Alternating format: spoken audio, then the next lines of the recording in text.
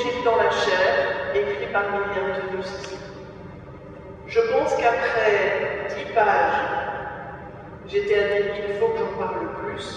À la 20e est née une obsession, trouver ses coordonnées, pour pouvoir vous la faire rencontrer. Parce que, toute enseignante que Myriam a été, et elle se présentera après, il y a la qualité du fond et de la forme. Je crois, en tout cas ça a été le cas à la lecture de l'Évangile dans la chair, je n'ouvre plus un évangile de la même manière qu'avant. Je ne reçois plus les mots comme avant. Parce que beaucoup de choses me sont restées en tête, et ça se décline jusque dans le thème de l'Avent cette année qui s'appelle Partie. Mais apprendre à se taire pour pouvoir entendre des mots qu'on croit avoir déjà écoutés. Alors, il y a tellement d'autres choses dans ce livre qui vraiment est magnifique écrit. Voilà. Mais je vous invite à vous présenter Myriam et la parole est à vous. Merci, Estelle. Bonjour à chacune et chacun de vous. Alors, je me présente, je m'appelle Myriam de Nussy. Je viens, même si je n'y suis pas née, je tiens toujours à le dire, j'habite Charleroi. Je suis liégeoise d'origine. J'ai été mariée, je suis divorcée, j'ai 4 enfants, dont 3 en vie, et j'ai 5 grands petits-enfants, des grands petits-enfants déjà adultes. Je pense que je suis en passe dans un avenir plus ou moins proche de devenir arrière-grand-mère. Néanmoins, j'ai travaillé une bonne partie de ma vie adulte, ma vie de temps de travail. J'ai travaillé dans l'enseignement secondaire, supérieur, au secrétariat d'enseignement catholique et à la Weimar, comme directrice adjointe, comme chargée de mission, enfin bref, j'ai circulé dans l'enseignement, ce qui m'a permis de pouvoir travailler 35 ans sans menacer. J'ai beaucoup aimé ce métier. Mais en même temps, il se fait que la deuxième année où j'ai été engagée, on me demande de donner des cours de religion. Moi, je ne l'ai jamais songé, et en terminale.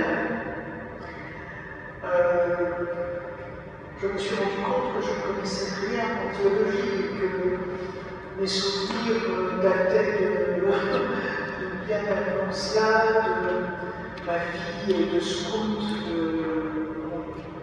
des humanités dont je n'avais rien retenu, les cours d'université. Bref, je me suis dit, il faut faire de la théologie. Et en fait, je ne me suis jamais senti ma marmite. Ça m'a passionné dès le début. Puis, bien au cours de religion, donc je continue à faire de la théologie, à essayer d'avancer. J'ai la chance d'avoir des cours avec de grands théologiens, de grands exégètes. Et voilà, c'était le deuxième pôle. Et puis le troisième, en même temps, j'ai toujours été écrit, donc je pense que j'avais entre 5 ou 4 ans, on a commencé à demander des chroniques, et puis des livres, et voilà, c'est un peu comme ça que les choses sont, j'ai écrit 4 livres.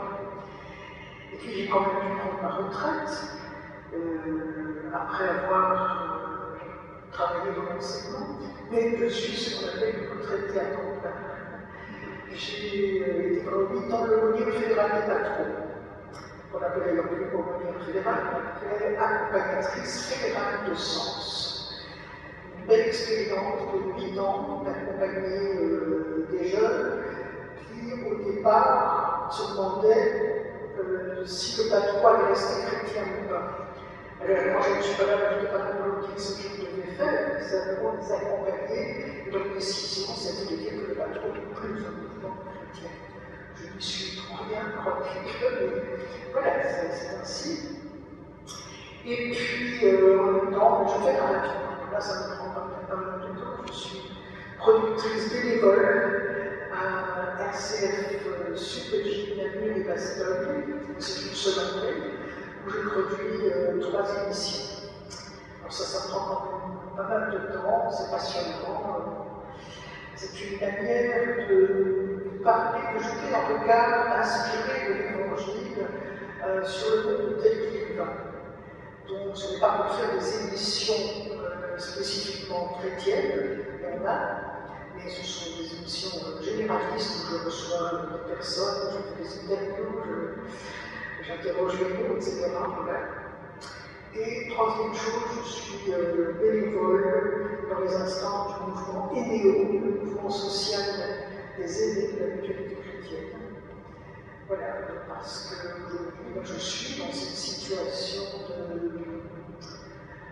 d'être moi-même, une aînée, une senior, et ayant fait, donc j'ai donné cours de sciences sociales essentiellement, de sociologie, psychologie, et donc je suis très intéressée par tout ce qui touche à notre génération et à celle qui nous suit, qui nous précède déjà un petit peu. Voilà, donc, mais le gros je dirais, le centre de ma vie reste quand même la foi, la théologie, et donc oui, j'ai écrit ce livre d'Évangile dans la chair. C'est quelque chose que l'on m'a demandé, en fait, je ne vais pas vous parler, je ne vais pas vous exposer ici ce qui vient dans tout ce qui vient dans ce livre, simplement, comme j'anime des sessions, on disait, bon, tu n'écris pas tout ça. Alors un jour, j'ai commencé à écrire ce livre. Voilà. Et donc, c'est pour le premier dimanche de l'Avent, puis je rencontre ici et je vois Dieu t'aime, Dieu nous aime. C'est vraiment le cœur de notre foi. Donc je pense que les propos que je vais vous partager consonnent avec cette ligne de fond d'un amour qui nous est donné et que nous n'avons pas à mériter. Alors je veux commencer par vous lire un texte. Vous allez certainement le reconnaître sans le reconnaître. En disant que je connais ce texte-là, mais ce n'est pas le bon. Au commencement, la parole. La parole avec Dieu. Dieu, la parole. Elle est au commencement avec Dieu. Parole, tout est de lui. Et sans elle, rien n'a été ce qui fut. En elle, la vie, lumière des hommes. Et la lumière brille à travers la nuit. La nuit ne va pas cesser. Elle, la seule et vraie lumière, en venant dans ce monde, a éclairé chaque être humain. Elle a été dans le monde fait par elle, et le monde ne l'a pas reconnu. Elle est venue chez elle, et les siens ne l'ont pas reçue. Mais à tous ceux qui l'ont reçue, elle a donné le pouvoir d'être enfants de Dieu. Et ceux qui font confiance à son nom ne sont plus nés du sang de la volonté charnelle ou virile, mais de Dieu. La parole a pris chair. Parmi nous, elle a planté sa tente. Et nous avons contemplé son éclat du Fils unique du Père, plein de tendresse et de fidélité. Je suppose que ce texte résonne quelque part en vous. Vous aurez certainement reconnu les premiers versets de l'évangile de Jean, ce qu'on appelle le prologue. Mais évidemment, quand on est habitué à entendre, au commencement était le Verbe, et le Verbe était avec Dieu, et le Verbe était en Dieu, c'est la même chose et ce n'est pas du tout la même chose. Il va être question de parole ici. Parce que d'abord, une traduction, ce n'est jamais qu'une traduction.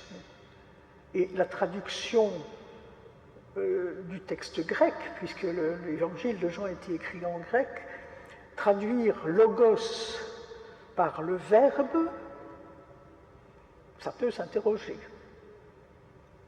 En grec, logos, c'est la parole initiale. Alors je veux bien verbum en latin, mais le problème c'est que quand on entend nous le verbe c'est une forme de la conjugaison. pourquoi parler du Verbe? Ceci est une traduction que je n'ai pas faite, c'est la traduction de la Bible Bayard. C'est une traduction qui a été faite il y a une vingtaine d'années d'une manière très particulière, c'est-à-dire chaque livre de la Bible, il y en a 73, donc chaque livre a été confié conjointement à un exégète de renom, qui connaît le grec, l'hébreu, le syriaque, l'araméen, que sais-je, donc qui connaît le texte dans sa matérialité, et à un écrivain ou une écrivaine, pas forcément croyant. Celui qui était à la manœuvre, ou celle qui était à la manœuvre, mais c'était surtout des hommes, c'est l'exégète. C'est lui qui doit rendre compte du sens du texte et qui en informe et qui discute avec son écrivain ou son écrivaine, et ça donne un résultat qui, je vais dire, à 85% est étonnant. Par exemple, ce prologue de Jean, qui est beaucoup plus fidèle au texte original que ne l'est la formule habituelle. Le mot péché ne figure pas dans cette Bible, parce qu'en réalité, les mots qu'on a traduits par péché, celui qui est le plus fréquent, c'est celui qui désigne l'errance, l'erreur, la faute, mais se tromper, errare en latin. Et donc, le péché errant, ce n'est pas tout à fait la même chose que le péché, vous savez, là, la grosse pierre massive qui vous tombe dessus et qui ne vous quitte plus. Bref, voilà pour ce prologue, mais on va parler de mots et de paroles. Alors, je voudrais dire d'abord une chose qui m'a toujours un peu paru paradoxale, qui m'a étonnée. Le catholicisme, et je dis bien ici pas le christianisme, le catholicisme, c'est quand même une drôle de religion. Parce que nous sommes, alors bien sûr, avec nos frères orthodoxes et protestants, mais c'est la seule religion, prenons ici même le christianisme, qui dit que Dieu s'est incarné, c'est-à-dire qu'il s'est manifesté dans un être humain. Le sens de Noël, c'est ça, l'apparition de Dieu, la parole de Dieu incarnée dans une chair humaine. Si vous dites ça à des musulmans, si vous dites ça à des juifs, ça les heurte profondément. Donc, on considère, disant ça, que Dieu se fait chair, et d'ailleurs, la création est bonne. Quand il crée le monde, Dieu vit que cela était bon. Donc l'être humain, dans son intégralité, est bon. Et en même temps, on continue, peut-être un petit peu moins qu'avant, mais quand même ça n'a pas disparu, on continue de véhiculer une représentation de l'être humain comme composé de deux parties distinctes, un peu comme l'œuf. Dans un œuf, il y a le blanc et il y a le jaune. Et sauf quand vous faites une omelette, ça ne se mélange pas. Et l'être humain, lui, serait fait d'un corps et d'une âme. D'une âme, comme on chantait autrefois, je n'en ai qu'une, il faut la sauver de l'éternelle flamme, je dois la préserver. L'âme. Et même si je ne suis pas né à Jurassic Park, j'ai 76 ans, je me souviens dans l'éducation chrétienne que j'ai reçue à l'école oui, à l'école essentiellement, parce que mes parents n'étaient pas croyants. Je ne suis pas né dans un milieu croyant. Si ça peut rassurer les personnes qui se disent « Mon Dieu, il faut être très très croyant pour que vos enfants le soient », pas du tout. Mes parents, ça ne les intéressait pas, tout simplement. Ils ne sont même pas mariés à l'église. Donc, à l'école, j'apprenais que, surtout à l'école secondaire, à l'école primaire, j'ai eu la chance, c'était des religieuses, elles étaient charmantes, elles étaient joyeuses, c'était gai. Les cours de religion étaient d'enfants. Elles ne m'ont appris qu'une chose, c'était l'histoire sainte. Les enfants aiment les histoires. Et on apprenait l'histoire sainte. Très bien. Et alors cette chance extraordinaire, une grâce. Mais pourquoi est-ce que je l'ai eue et pas tout le monde? D'avoir eu comme prêtre de paroisse, c'était à Verviers, dans une paroisse très très très populaire. Aujourd'hui ce serait le Molenbeek-Verviétois, d'ailleurs c'est devenu le Molenbeek-Verviétois. Un prêtre de paroisse qui passait sa vie à aller dire bonjour aux gens. C'était une rue très commerçante, mes parents avaient un petit commerce et monsieur le curé passait 2 fois par semaine dire bonjour aux gens. Alors bien sûr, il devait aussi nous faire le catéchisme. Et le catéchisme, c'était très gai, on allait chez lui. Et surtout, quand il nous voyait en rue, au catéchisme, il s'écriait de loin. Alors, moi je m'appelle Myriam. Alléluia Myriam, Jésus t'aime. Alléluia Myriam, Jésus t'aime. Je ne savais pas très bien ce que ça voulait dire. Mais en tout cas, je vivais dans un milieu qui était quand même un peu chahuté, dirons-nous. C'était une bonne nouvelle pour moi. Voilà. Et ce prêtre, alors c'était Alléluia Jean-Michel, Alléluia Claudine, Alléluia Jean-Claude, Jésus t'aime. Ça a été mon premier évangile. La foi, ce n'est pas devoir aimer Dieu, c'est se laisser aimer parce que l'amour de Dieu est premier.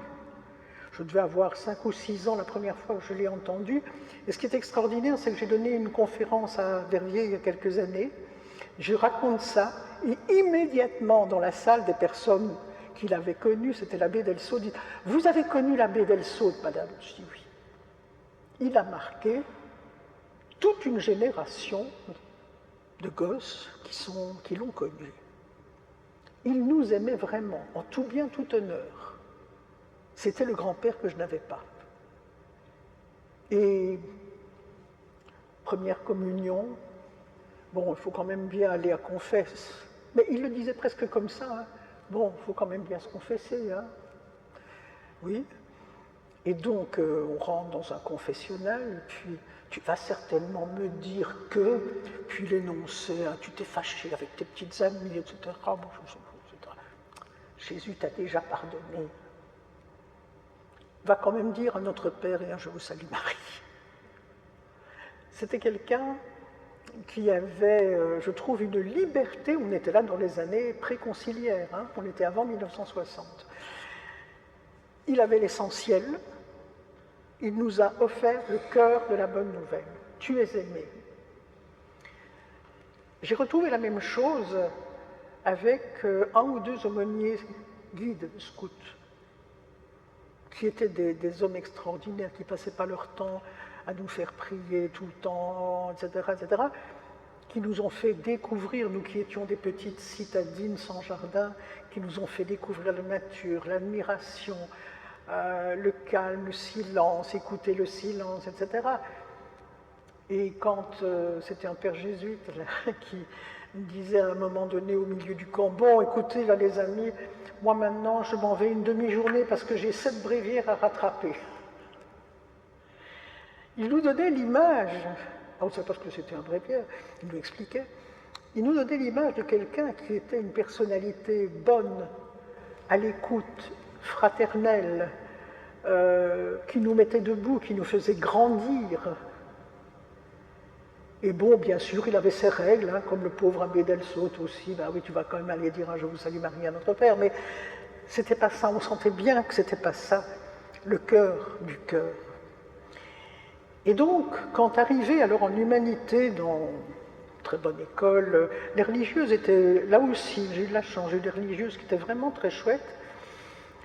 Mais alors nous avions comme prof de religion, j'ai eu 2 abbés dont j'ai complètement oublié le nom ainsi que ce qu'ils m'ont appris. Je ne me souviens de rien, hormis 2 choses, 3. La première, c'est que Jésus avait de longs cheveux couleur noisette. Ça, c'est le genre de choses qu'on n'oublie pas, parce qu'on est tellement étonné d'entendre ça. Je dis, mais comment vous le savez, monsieur l'abbé? Je le sais. Bon, très bien. Deuxième chose, que chez saint Paul, Phébé, alors chez saint Paul, Phébé, c'est une diaconesse. En grec, c'est clair. Alors, malheureusement pour lui, nous, on était la classe qui faisions 5 heures de grec et 9 heures de latin. Alors, j'aime autant vous dire qu'arrivé en rhéto, le grec, on le lisait à vue.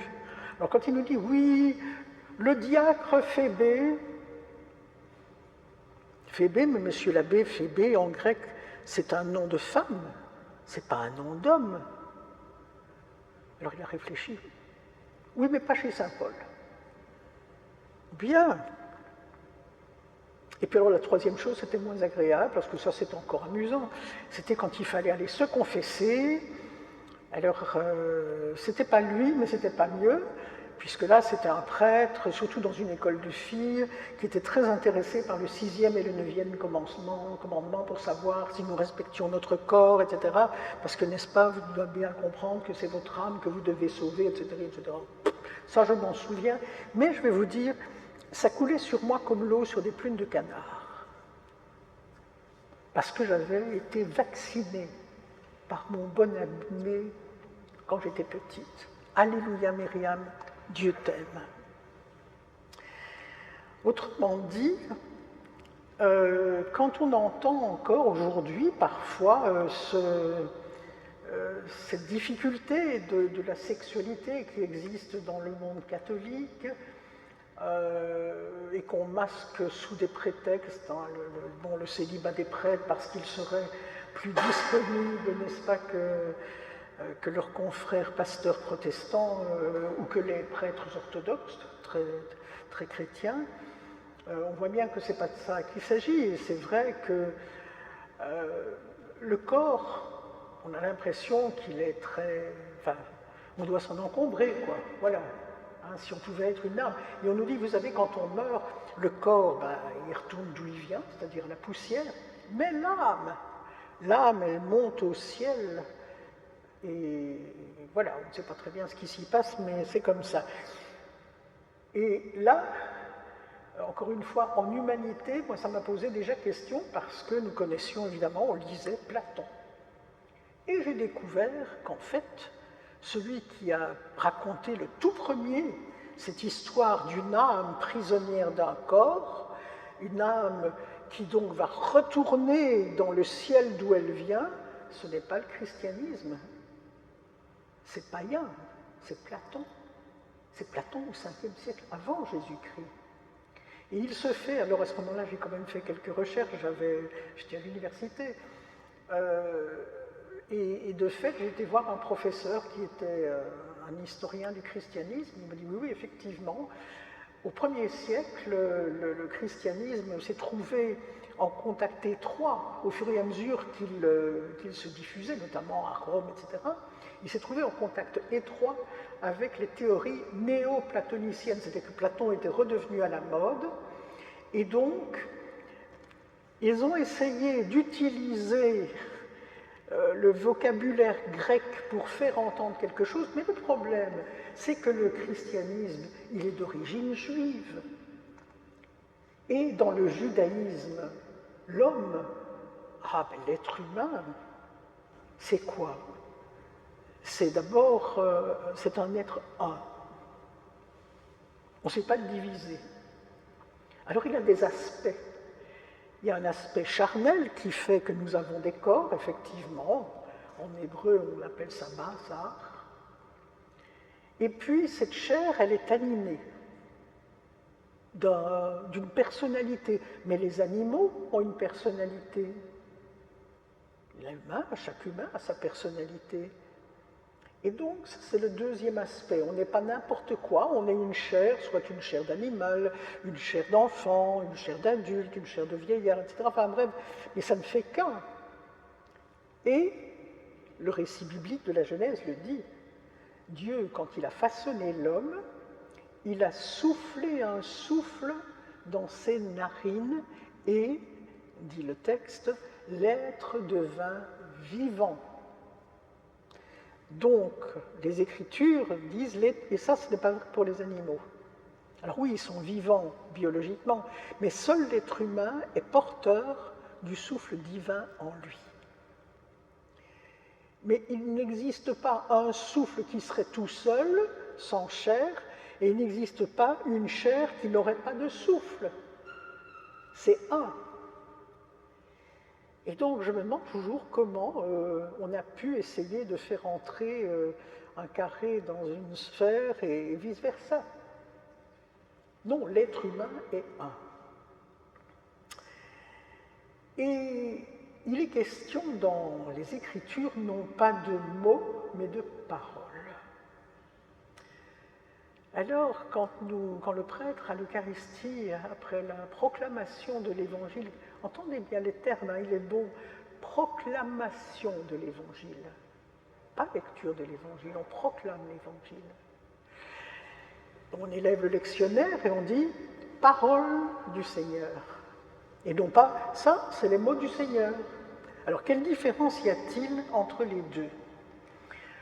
Si je vous dis, voilà, il est 4h, non, un peu plus 4h30, ce sont des mots. Et on a besoin de mots pour s'exprimer, pour donner des informations, pour échanger, très bien. Mais ça ne change pas radicalement notre vie.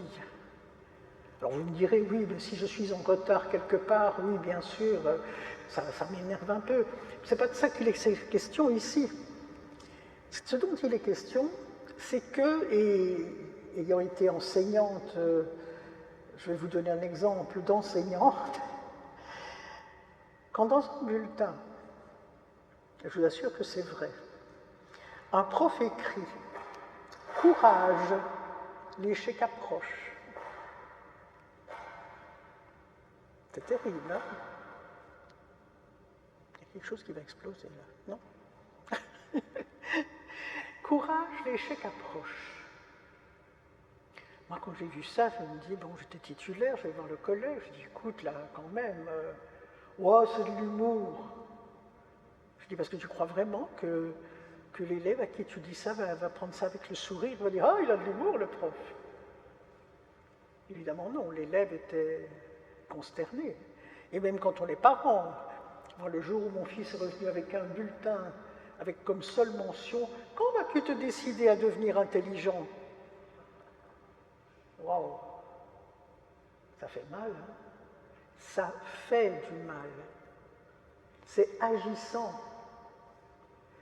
Par contre, il m'est arrivé plus d'une fois de dire à un étudiant, eh bien là, tu vois, je faisais beaucoup d'oraux, ta réponse, moi, elle m'épate. J'aurais jamais songé à ça. Quelque part, il disait, là, tu as été plus intelligent que moi, ce qui était vrai. On voit, il y a quelque chose de l'ordre, non pas de la... Oui, d'une bonne fierté. Quand on dit à un enfant, mais tu sais, je t'aime. Qu'est-ce que je t'aime, toi? Ça lui fait du bien. Et quand une maman et une grand-mère, comme j'en ai eu quand j'étais directrice adjointe, je les avais convoquées parce que leur fille était vraiment pas harcelée, mais c'est vrai qu'elle n'était pas très jolie, c'est vrai qu'elle ne s'habillait pas très bien, mais c'est pas pour autant qu'on doit poursuivre et donner des remarques désobligeantes.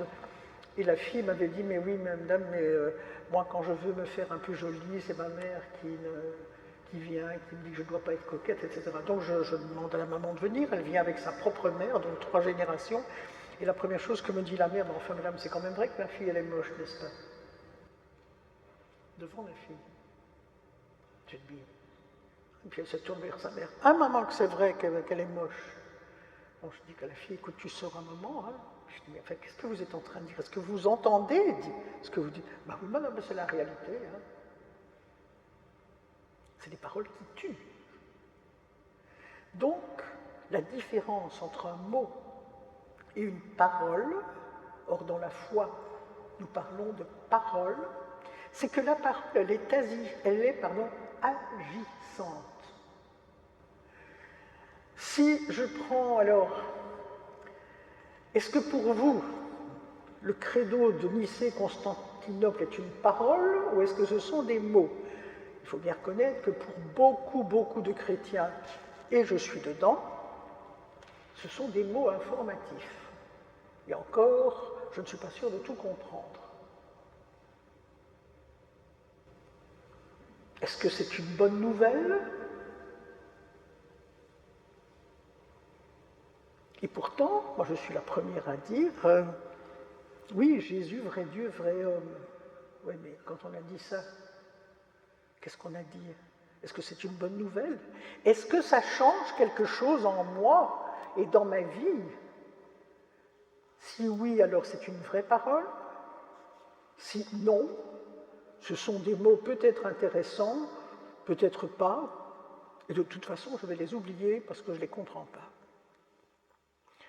On est là-dedans, aujourd'hui encore, ça il faut le reconnaître. Quand on entend, et le Covid, la crise du Covid a été là-dessus quelque chose de, de dramatique, parce que beaucoup de personnes après ont dit, mais voilà, je me suis rendu compte que moi la messe ça m'ennuyait, et donc je ne voyais pas pourquoi j'aurais dû y retourner. Il y a eu un avant et après Covid, où les gens ont dit, mais non, mais de toute façon, on ne comprend rien, les préfaces, les prières eucharistiques, c'est incompréhensible, et puis c'est sacrificiel, hein, il est question tout le temps de sacrifices, d'offrandes pour mériter ceci, rends-nous dignes d'eux, etc. Il y a là un vocabulaire dont on ne voit pas très bien comment il s'accorde avec un Dieu qui aime, qui donne sa grâce, qui distribue ses dons et qui marche à nos côtés.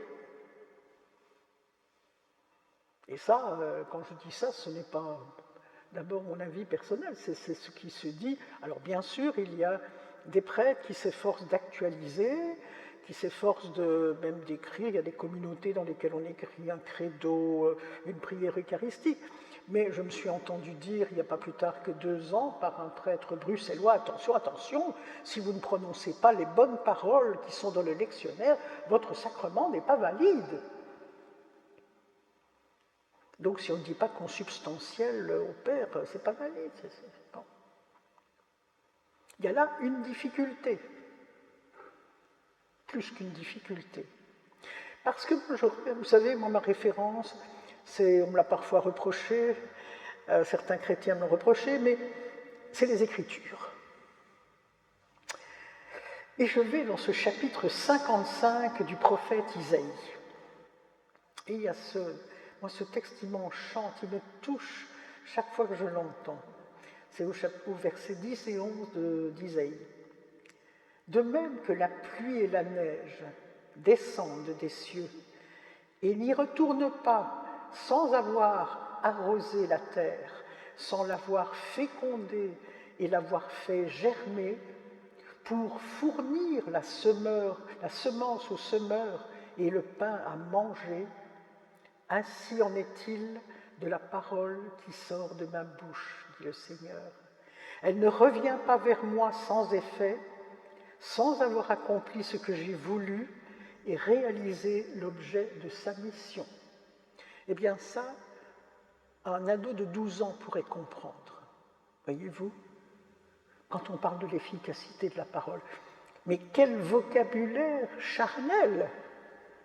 C'est la pluie, c'est la neige, c'est la terre qui est fécondée, qui germe, c'est la semence, c'est le pain, c'est on mange, etc.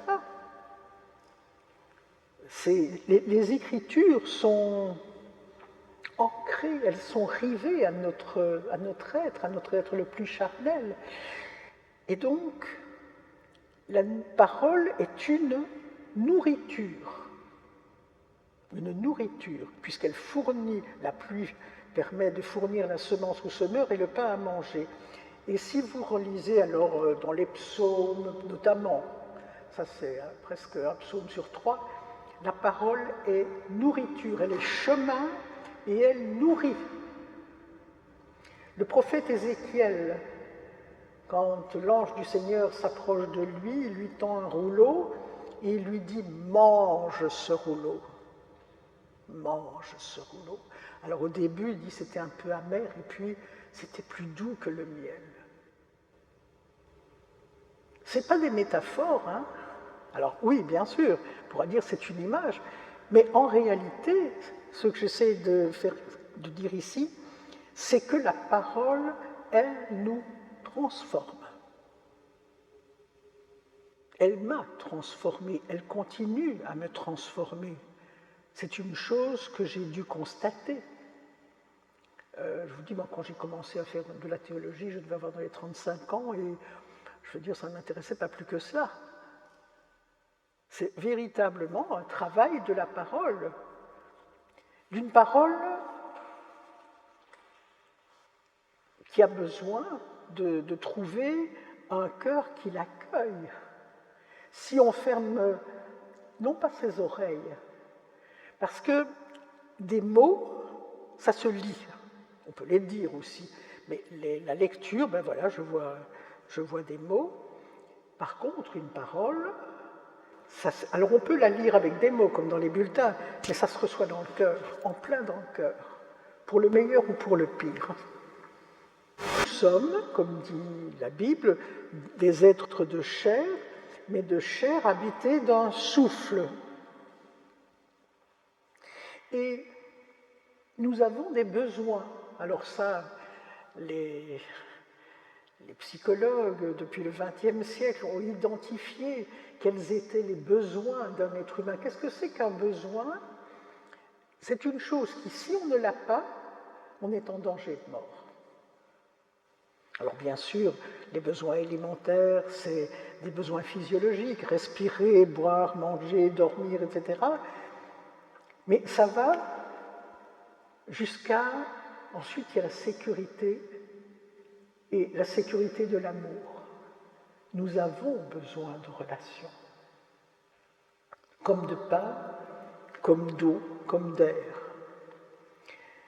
Et quand Jésus dit « l'homme ne vivra pas de pain seulement, mais de toute parole qui sort de la bouche de Dieu », ce n'est pas séparé en disant « ah, il y a le mauvais corps et celui-là, il ne pense qu'à s'empiffrer, etc. et puis il y a la parole de Dieu, etc. » Non, l'homme ne vivra pas seulement de pain. Il n'y a pas de jugement là-dedans. D'ailleurs, le nombre de fois où Jésus est attablé dans les évangiles, c'est assez intéressant à observer. Mais nous avons un besoin aussi de quelque chose qui nourrit ce souffle qui est en nous, ce souffle qui ne se limite pas à la vie biologique. Chaque fois, c'est une chose qu'on ne sait pas assez, chaque fois qu'il est question de vie et de mort dans la Bible, en fait, on croit souvent que c'est la vie, le début, le bébé qui est vivant, et la mort, c'est quand on disparaît.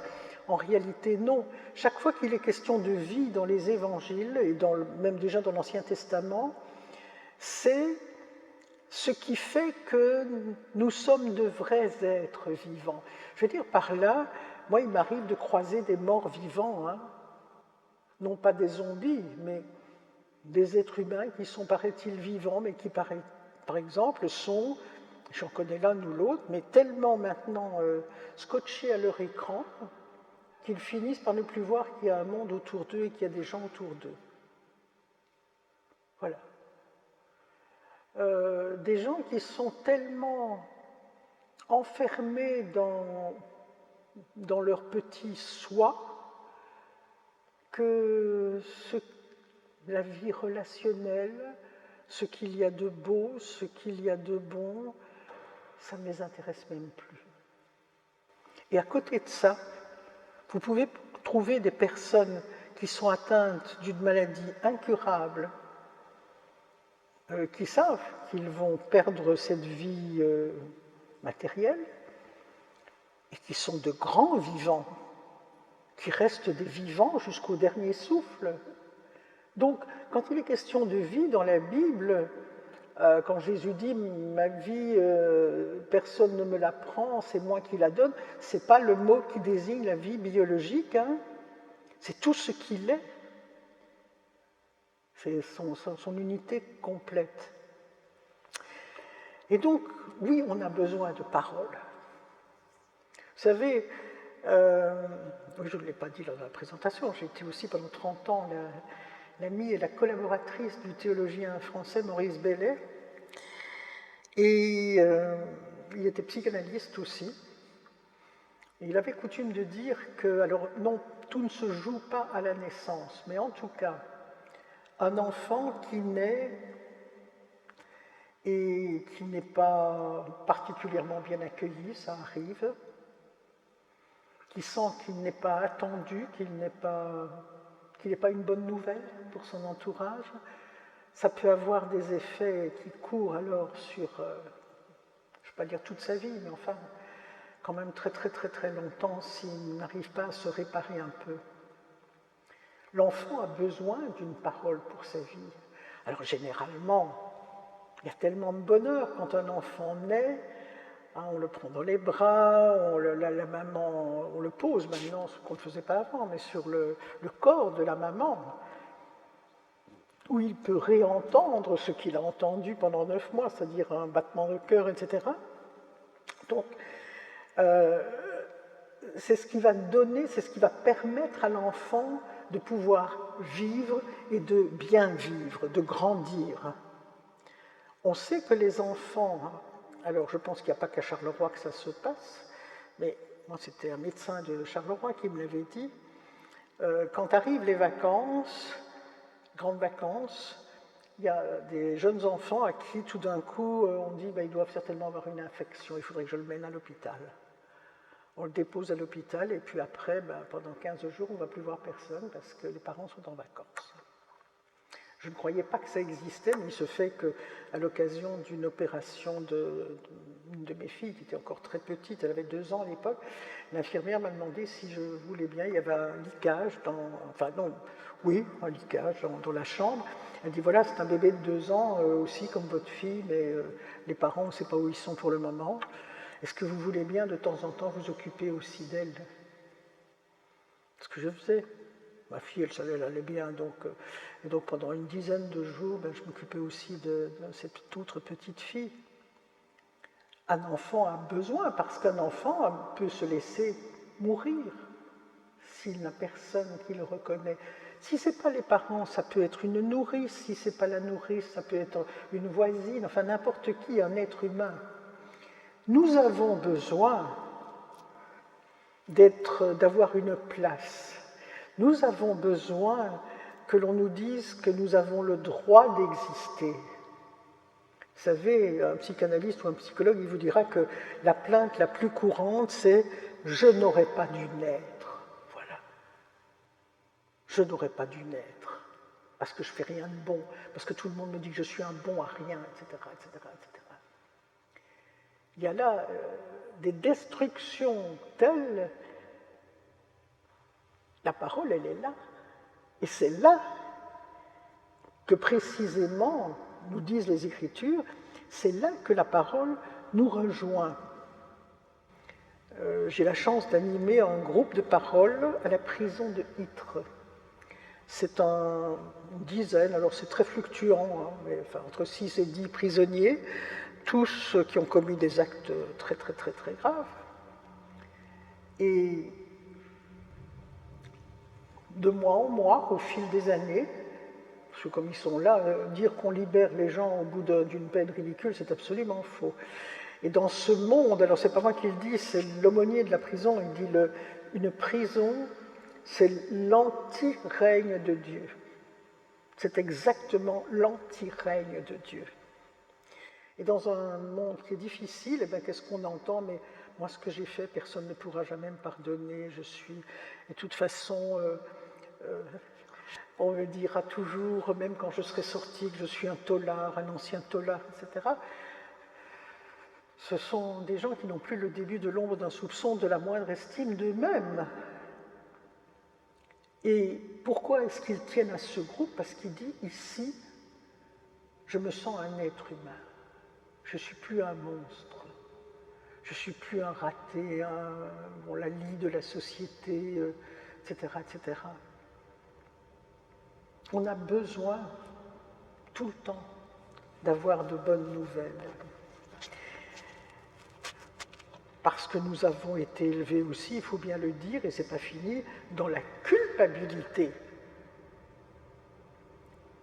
Et ça, c'est d'autant plus incompréhensible que tout l'Évangile et Jésus, parole de Dieu incarnée, nous dit que tout être humain, fût-il le dernier des derniers, a sa place, a sa dignité. Alors reprenez tout l'Évangile. En fait, Jésus, de qui était-il particulièrement proche? De tous les réprouvés. Les femmes qui se conduisaient mal, les voleurs, genre Matthieu et Zachée, qui s'en mettaient plein les poches au passage. La femme qui perd son sang, l'horreur. Alors là, on est dans les maladies, hein, les lépreux, les aveugles, les boiteux, la femme qui perd son sang. Ça, pour un juif, c'est la preuve que c'est un pécheur, parce que sinon, si vous étiez juste, vous n'auriez pas des saletés pareilles. Donc, qui s'approche d'une femme, ça c'est dans le Lévitique, qui touche une femme qui perd du sang est impur lui-même pendant 15 jours. Et Jésus dit, qui m'a touché? C'est beau ce verbe, qui m'a touché? On lui envoie Bartimée, enfin Bartimée, ça invite plutôt les disciples trouvent qu'il crie trop fort et essaient de l'aveugle. Et il dit à Bartimée, que veux-tu que je fasse pour toi? Tout ce qui sort de la bouche de Jésus, ce sont des paroles. Et ce qui est extraordinaire, c'est que parfois on dit « il enseignait les foules ». Et parfois les théologiens se disent « mais qu'est-ce qu'il disait ?» On ne sait pas. On n'a rien, on n'a pas le moindre témoignage des enseignements de Jésus. On n'a retenu que les paroles à la femme adultère. Est-ce qu'ils t'ont condamné? Moi non plus, je ne te condamne pas, va. Il ne t'égare plus. Va, ta foi t'a sauvé, ça revient. Et ta foi, ce n'est pas parce que tu as cru en moi, tu as cru qu'au milieu de ton malheur, de ta destruction, la vie pouvait quand même fleurir. C'est ça ta foi. Parce que ce soit la syrophénicienne, hein, celle qui demande que sa fille soit guérie, et puis Jésus commence par dire « On ne donne pas le pain des enfants aux petits chiens ». C'est rude, hein? Les chiens, c'est comme ça que les Juifs appelaient les païens. C'est tout au début de son ministère, on a l'impression qu'il n'a pas encore tout à fait... Enfin, il pense que le salut ou que son enseignement n'est que pour les Juifs. Et il y a là cette étrangère qui insiste, et elle insiste. Oui, Seigneur, mais les petits chiens, ils mangent les miettes qui sont tombées sous la table. Et là, Jésus, ta foi est grande, va. Elle ne s'est pas convertie, hein, elle est syrophénicienne, c'est-à-dire libanaise, elle ne s'est pas convertie à Jésus. Le centurion romain, pour qui Jésus va guérir son serviteur, rien ne dit qu'il va quitter les dieux romains pour suivre Jésus. Jésus ne demande pas qu'on change de religion.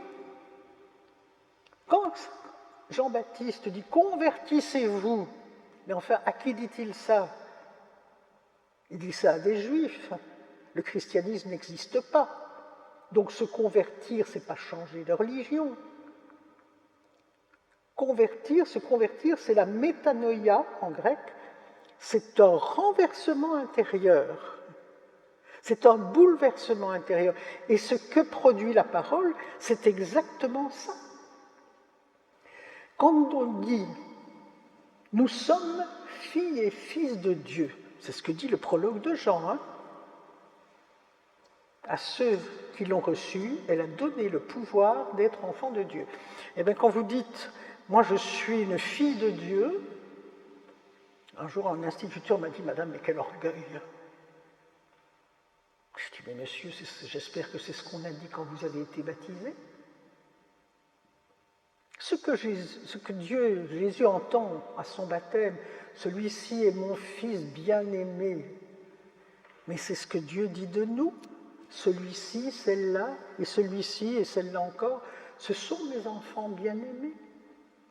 Et Paul, grand Paul, dira, si je vis, ce n'est plus moi qui vis, c'est Christ qui vit en moi. Si je vis, ce n'est plus moi qui vis.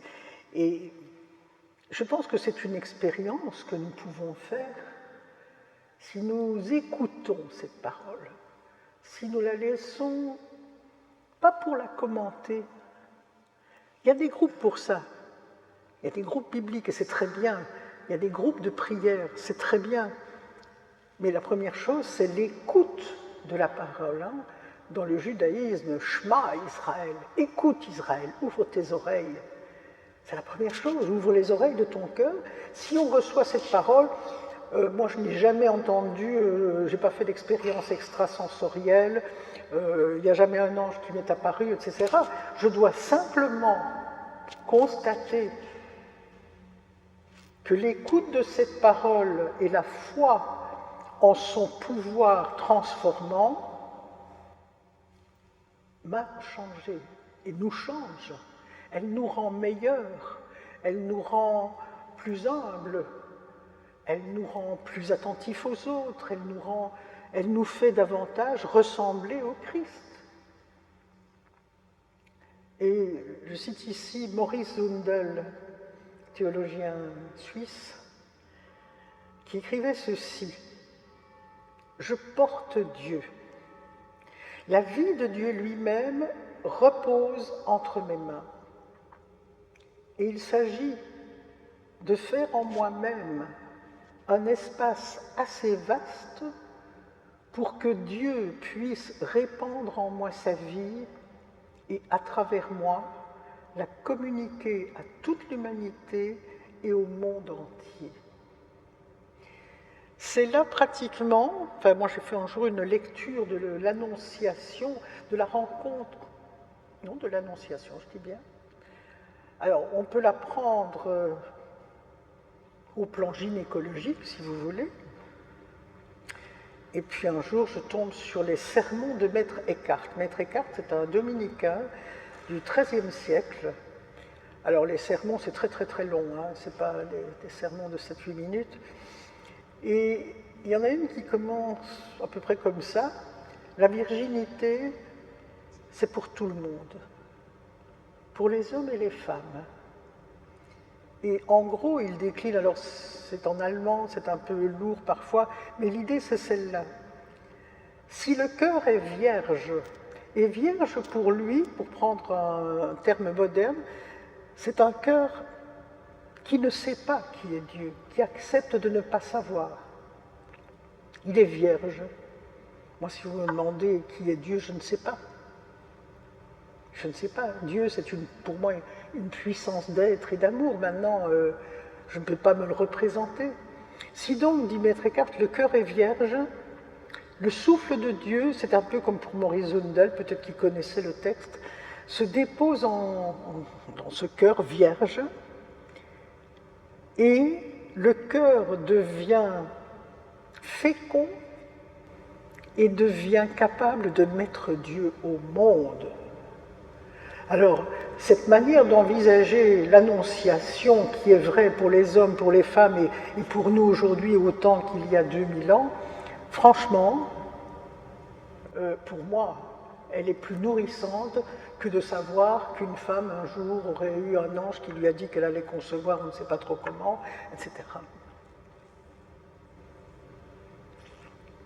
La foi, c'est un mystère, c'est une relation de confiance, mais qui garde une part de mystère. La création. Alors, que nous dit cette parole? J'ai pris ici 3 choses. Alors, il y en a beaucoup d'autres. Une parole, quand on l'écoute, on est touché. La parole de Dieu, elle ne peut dire que des choses qui nous font du bien, qui nous rendent vivants, qui nous font grandir. Sinon, ce n'est pas l'Évangile. Première chose, tu es aimé. Est-ce que nous le croyons? Je me souviens de la première leçon à l'école d'une de l'aînée de mes petites filles qui a maintenant 27 ans. Donc ça remonte quand même, elle devait avoir, il y a un peu plus de 20 ans. Et elle voulait me dit, tu me fais réciter ma leçon de religion. C'était la forme du catéchisme, question-réponse. Première question, qu'est-ce qu'être chrétien? Réponse, être chrétien, c'est aimer Jésus. Et là, j'ai pas pu, ça m'est sorti comme ça. Je me suis dit, mais c'est hérétique ce truc-là. On m'a dit, c'est quoi hérétique? Hérétique, pas hérétique. C'est quoi hérétique? Je dis, écoute, simplement, c'est que la Bible, elle dit que ce qui est premier, c'est l'amour de Dieu. Je n'invente rien. Ce n'est pas nous qui avons aimé Dieu, le premier, c'est lui qui nous a aimés. Ça, c'est dans Saint Jean. Alors, si vous voulez, alors, même les pères de l'Église, je n'ai pas beaucoup l'habitude de citer Saint Augustin, ce n'est pas mon auteur de prédilection, mais Saint Augustin dit ce qui est premier, c'est la grâce de Dieu, c'est son amour. Et après vient la morale, d'où la fameuse phrase qu'il faut bien prononcer dans l'ordre, aime, et ce que tu veux, fais-le. Et non pas aime et fais ce que tu veux. Parce que alors là, ça devient un peu ambigu. Aime, et ce que tu veux, fais-le. Parce que si tu aimes, tu ne feras que de bonnes choses. Mais tu ne peux aimer que parce que tu es aimé.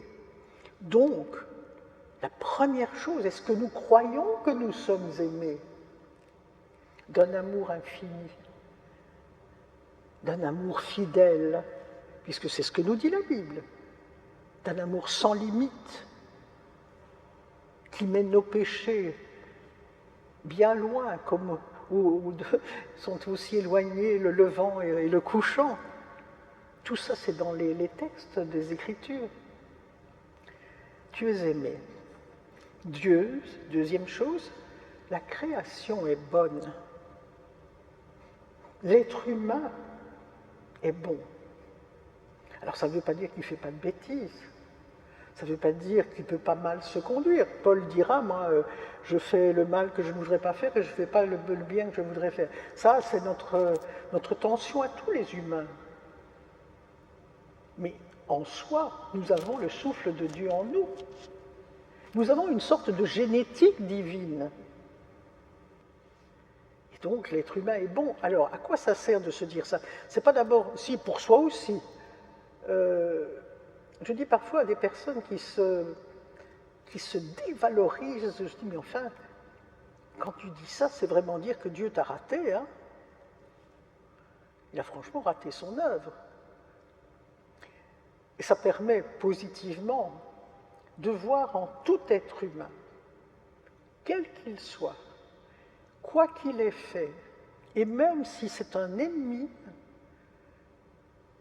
de voir, en tout cas de vouloir voir en lui un autre enfant de Dieu qui a forcément en lui cette étincelle du souffle divin, même s'il ne l'active pas, même s'il faut chercher très loin. Mais je vous assure qu'il y ait ces prisonniers que je rencontre tous les mois, que nous sommes presque des amis, ces prisonniers, ils ont cette lumière en eux. Mais aussi, on peut les voir comme des monstres, et c'est clair qu'il y a des gens qui disent « mais qu'est-ce que tu vas fiche avec des gens pareils ?» Et l'aumônier de la prison de Ytre est en contact chaque semaine avec Marc Dutroux, qui est lui aussi un enfant de Dieu, quoi qu'il ait fait.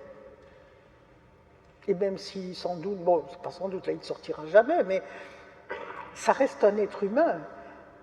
Et si son avocat et l'aumônier ont avec lui une relation minimale, hein, mais sincère, où ils ne le considèrent pas autrement que comme un être humain, ça suffit pour que cet être qui est vraiment à la lisière de l'humanité, eh bien, ça reste un humain. Et il arrive qu'il téléphone à son avocat ou à l'aumônier parce que ça ne va pas du tout, etc.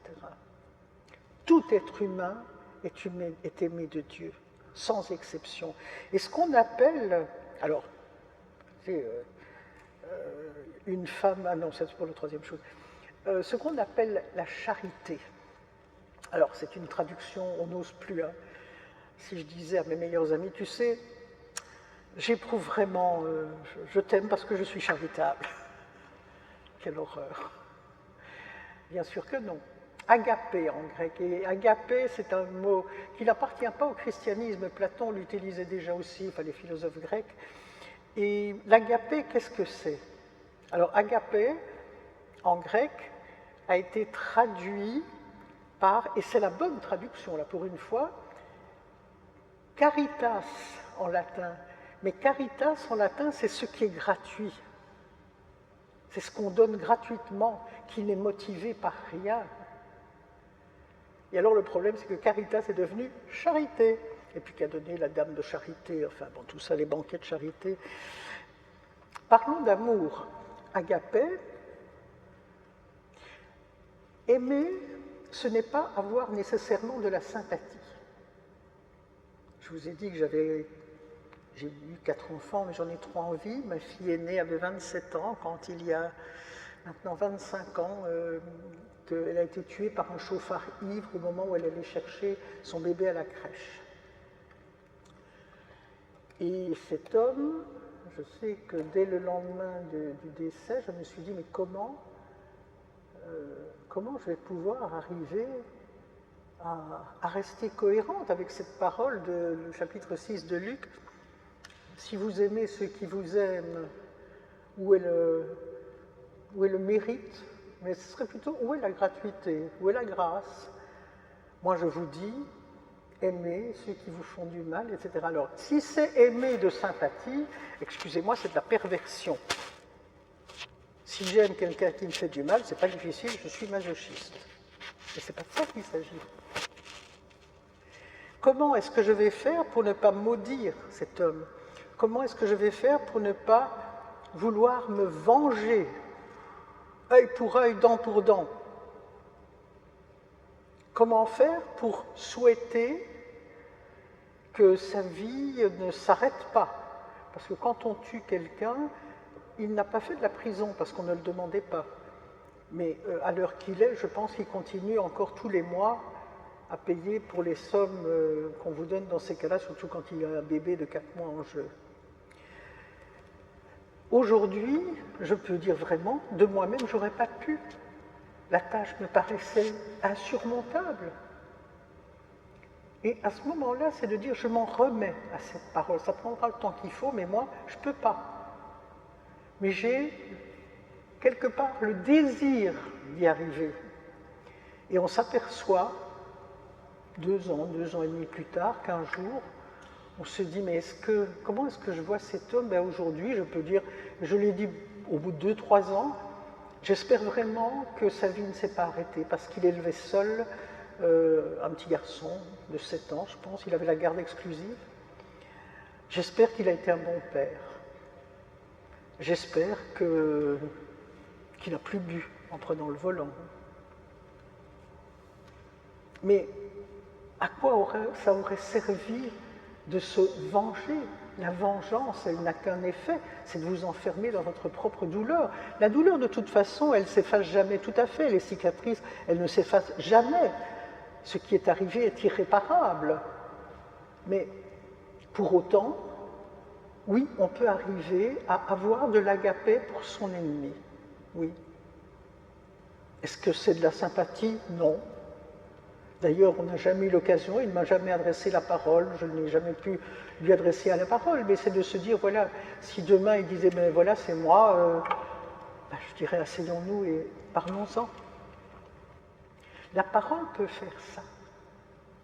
Elle nous donne une force extraordinaire. Alors on a un peu évacué, je le regrette beaucoup, enfin évacué, c'est pas volontaire, mais les 7 dons du Saint-Esprit ont disparu comme ça dans l'évolution de l'Église. Et pourtant, quand on les retrouve, c'est extraordinaire parce que ces dons, c'est finalement, je veux dire, mais finalement, si vous écoutez la parole, qu'est-ce qu'elle vous donne? Eh bien, elle vous donne de la force, c'est dans les dons de l'Esprit. Elle vous donne le sens du discernement. Elle vous donne de trouver la juste distance avec Dieu, de ne pas mettre la main sur lui, de consentir à dire je ne sais pas qui c'est, ce qu'on appelle la piété filiale, etc., etc., et même une forme d'intelligence des Écritures. On n'y est pour rien. Ce n'est pas une œuvre de soi, ou en tout cas, c'est l'œuvre en nous de Dieu. Donc, tu es aimé, la création est bonne, et troisième chose très importante, je serai toujours avec toi. Une femme oubliera-t-elle son nourrisson pour ne pas avoir compassion du fruit de son ventre? Même celles-là oublieront, mais moi, je ne t'oublierai pas. Isaïe chapitre 9. Voici, je suis avec vous tous les jours jusqu'à la fin du monde.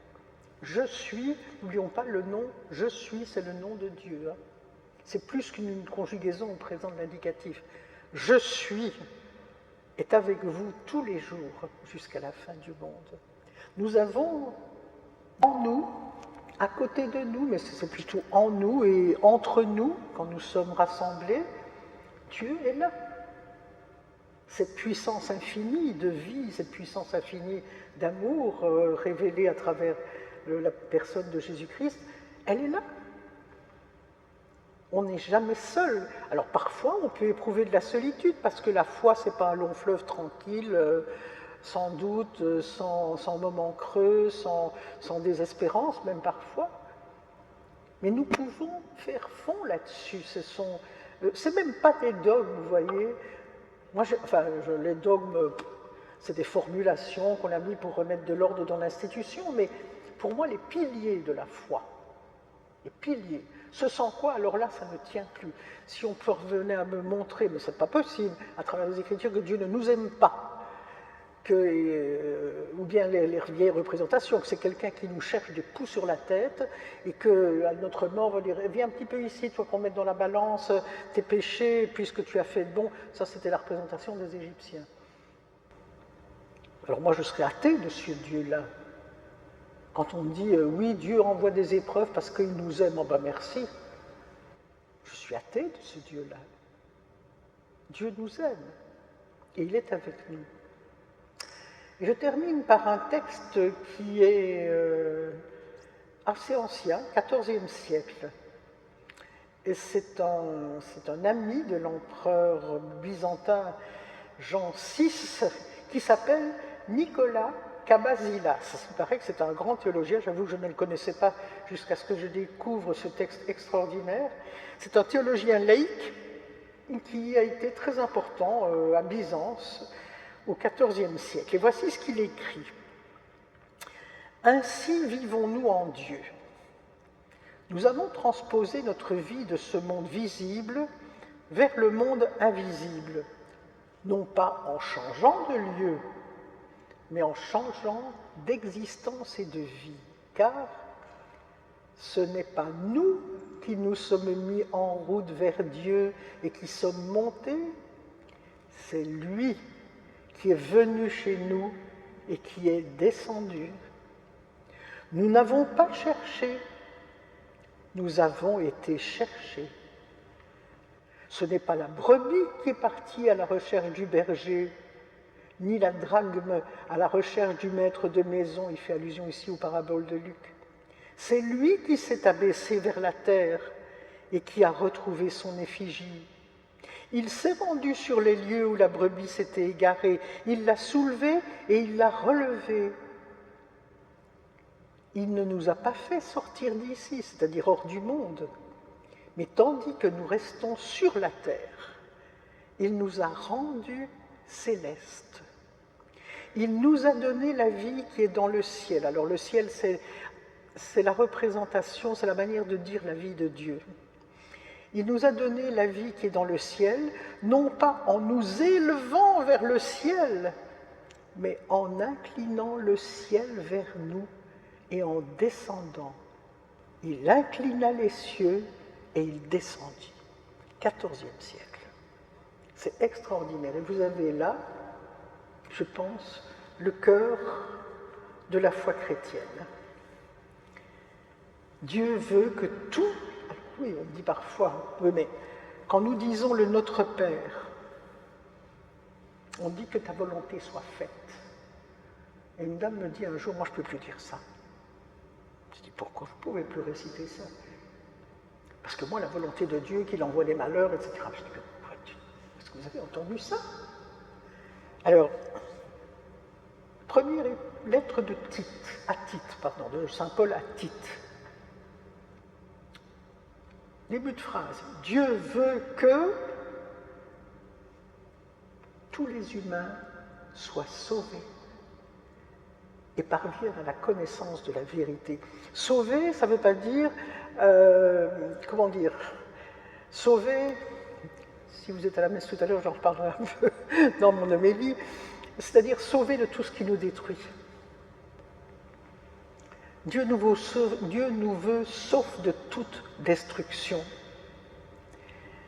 de tout ce qui nous détruit, l'enfermement, l'asservissement, le mépris, l'indifférence, le désespoir. Le salut, ce n'est pas d'abord pour après la mort, c'est maintenant. Dieu ne nous a pas fait sortir d'ici. Qu'est-ce que c'est pour une vie? Alors avant, on disait, ah, cette vie est une vallée de larmes, c'est un pèlerinage vers notre patrie céleste. Bon, pourvu que ça ne dure pas trop longtemps, hein, parce que... Non, c'est ici que ça commence. Jésus, vous imaginez, Jésus apparaît sur terre, et pendant 3 ans, il est là à annoncer, je ne sais pas trop quoi, moi... il ne s'occupe pas des gens, et puis il annonce que, voilà, le ciel ou les cieux, le règne de Dieu, je ne sais pas. Non. Le règne de Dieu, c'est quoi? Mais c'est un monde selon son désir, quand il l'a créé, c'est-à-dire un monde qui fonctionne autrement. C'est un monde qui est fondé sur l'agapé. C'est vouloir la vie partout, toujours, là où on est. C'est dire non à la destruction, à toute destruction, et Dieu sait qu'il y en a suffisamment. La bêtise, parfois, est une forme de destruction. Et donc, là où on est, très humblement, dans le champ d'action où l'on est, être un agent de vie, être un agent qui remet les choses debout, qui rend l'espérance, qui rend à l'autre sa dignité, sa place, son droit d'exister, mais c'est magnifique. Or aujourd'hui, il faut bien voir, dès qu'on ouvre une page de Facebook, ce sont des torrents d'insanité, de haine. Enfin bon, il y a une crèche à Bruxelles, je ne sais pas si vous l'avez vu, mais enfin c'est en train de charrier des discours. On se dit, mais qu'est-ce que c'est que ça? Alors on peut ne pas aimer, moi j'avoue que le style me laisse un peu indifférente, mais pour autant l'intention était quand même très belle. Et qu'est-ce que c'est que ça? La parole, c'est une nourriture qui nous transforme. Et donc, la parole, je terminerai par ça, c'est une bonne nouvelle. Si nous ne l'entendons pas comme ça, c'est pas que le texte dit des choses dures ou méchantes ou mauvaises, c'est que notre oreille n'arrive pas à l'entendre. Et ça, il y a un autre père de l'Église, saint Éphrem, qui a dit, vous savez, la source, elle est inépuisable et une vie ne suffit pas à comprendre les Écritures. Il y a des phrases, des passages qui me resteront probablement jusqu'à mon dernier souffle inaccessibles, encore qu'on ne sait pas parfois. Bon, voilà. Mais l'Évangile, c'est une bonne nouvelle. La parole est une bonne nouvelle.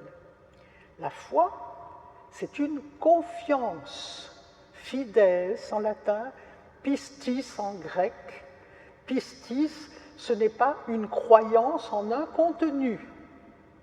On ne dit pas dans le credo « Je crois que Dieu est un Père tout-puissant. Je crois que Jésus-Christ est son Fils unique. » Nous disons « Je crois en Dieu. » C'est très différent. Je crois que le droit est quelque chose de fondamental dans une société. Je ne mets pas ma foi dans le droit. Je crois en Dieu. Alors, si vous voulez une image, vous l'avez peut-être connue, comme parents, grands-parents, voisins, amis, qui avaient parfois eu des petits-enfants chez vous, Une chose que les enfants aiment beaucoup, c'est se percher sur une marche d'escalier et puis ils disent « tu me retiens !» et hop, ils font un saut dans le vide. Et à vous de les rattraper. J'avais des enfants qui étaient spécialistes de ça et à chaque fois, oh, je me disais « bon Dieu, je peux pas les rater. » Je n'ai jamais raté. Mais, alors on dit « bah oui, mais c'est normal, c'est des jeux d'enfants. » Jamais je n'aurais osé faire ça avec ma propre mère. Parce que ma propre mère n'était pas fiable. Je ne l'avais pas toute petite. Je n'avais pas vraiment confiance en elle. J'avais quelques raisons. Donc, la foi, c'est un saut dans le vide. Mais pour ça, il faut avoir éprouvé qu'on ne risque rien. On peut prendre ce risque, parce qu'on sait tellement que le parent ne va pas, vous laissez tomber, ne va pas, vous laissez vous blesser, que Dieu est fiable. C'est un rocher, comme on dit dans les psaumes, une citadelle, etc. Et ce Dieu, c'est un Dieu de vie et d'amour. Et ce Dieu de vie et d'amour, il nous rejoint jusque et peut-être d'abord dans nos enfers. Quand on dit dans le credo, il est descendu aux enfers. Alors, ne me demandez pas ce que le Concile a voulu dire en mettant cet article dans le credo. Je pense que ce n'est pas du tout ce que je vais vous dire, en tout cas pas directement, mais les mots sont les mots et on peut les entendre comme ça. Quand on entend un prisonnier, un assassin dire, vous savez, ce qu'on vit là dans notre groupe, je me sens mieux et moins violent quand je sors d'ici. Et on lit un évangile, hein, chaque fois on part d'un évangile, on écoute la parole, ils sont très, les prisonniers, ils entendent le cœur de la parole avec une acuité qui est bouleversante. Ah, ça c'est la parole qui le fait, c'est pas nous. Nous, on n'est jamais que des porte-paroles. La parole, elle va jusque dans les enfers, elle peut tout recevoir, elle peut tout entendre, et c'est là où il y a de la souffrance et de la destruction qu'elle va, là où les humains ne vont pas, et là où précisément, même parfois, l'institution ne va pas. Alors, comme disait Maurice Bellet, nous serons jugés non sur ce que nous aurons fait, mais sur ce que nous aurons désiré être, étant donné qu'on n'est jamais à hauteur de nos ambitions, si j'ose dire, ou de nos horizons. Qu'est-ce que nous voulons ? Je voudrais essayer d'être le plus proche possible de ce que la personne de Jésus nous a laissé. J'en suis très loin, mais c'est rien. C'est rien. Puisque la parole continue de nous transformer, rendons grâce et voilà. Vous savez, à ceci, voilà, 1er aux Corinthiens, non, Jean d'abord, à ceci, tous connaîtront que vous êtes mes disciples.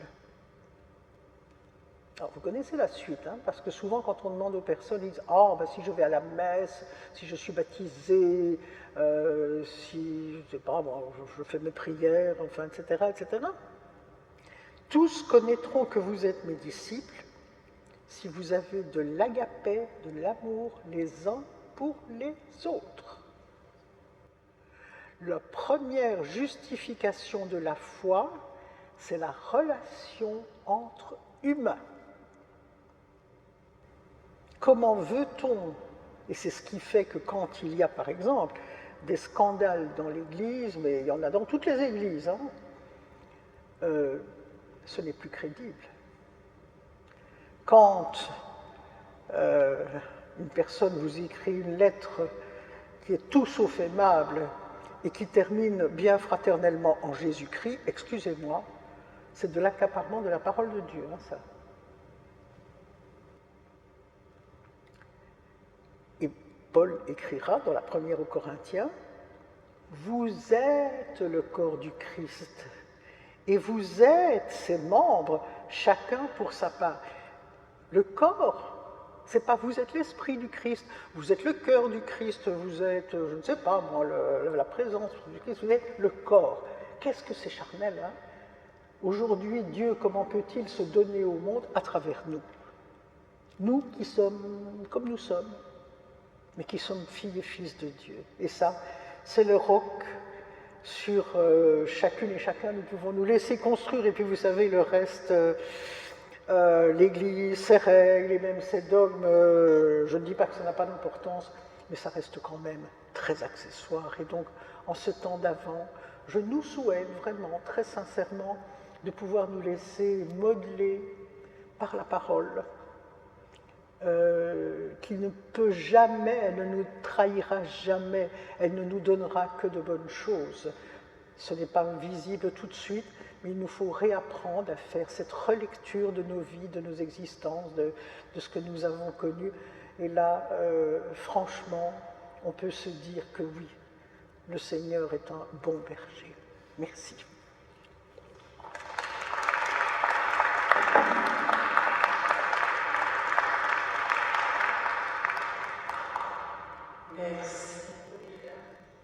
Je trouve que le silence de Dieu est assourdissant. Et relire les textes, il faut pouvoir aller entre les lignes. Et on a bien peu d'aide extérieure pour nous guider. Alors, je ne sais pas où je vais. Je reste profondément convaincu que j'arriverai avant ma fin des jours à avoir une lumière. À voir. Une lumière. La première chose, c'est qu'on a perdu l'habitude, si on ne l'a jamais eu d'ailleurs, par rapport à nos frères protestants, l'habitude d'étudier les Écritures ensemble. Il y a vraiment, aujourd'hui encore, dans le monde protestant, toutes les semaines, il y a des groupes bibliques, il y a des, alors sur Internet, etc., il y a vraiment des matériaux qui vous permettent de mieux comprendre, hein, je dirais très simplement. Je pense par exemple à les textes du dimanche qui expliquent des petites subtilités d'exégèse, comment il faut entendre telle chose, qui vous donnent des pistes, qui ne vous disent pas ce qu'il faut comprendre, mais comment on peut le comprendre. Et malheureusement, je trouve que dans le monde catholique, tout ça parce que, vous savez, là, il n'y a rien à faire, c'est quelque chose d'institutionnel. L'Église ne voulait pas que les croyants s'approprient les textes, puisque j'ai été à l'école secondaire la première génération qui avons pu avoir une Bible. On ne pouvait pas avoir de Bible, hein. C'est quand même terrible ça. Privé, alors évidemment c'était plus facile, et moi je reste dans le catéchisme alors de l'Église catholique, il est indiqué clairement que l'Église est la médiatrice obligée. Donc il ne peut pas y avoir oui, il peut y avoir un contact direct, mais enfin en principe, mais moi je dirais que les principes ils sont confortables quand on s'assied parfois dessus. Vous devez demander à l'Église comment il faut comprendre un texte, quoi. C'est terrible. Alors néanmoins, je trouve qu'il existe aujourd'hui, et il y a quand même pas mal de croyants qui s'en remettent alors à des formes différentes. Alors, je prends un exemple. Des groupes de prière qui existent aussi bien dans toutes les traditions qu'on appelle de Lectio Divina.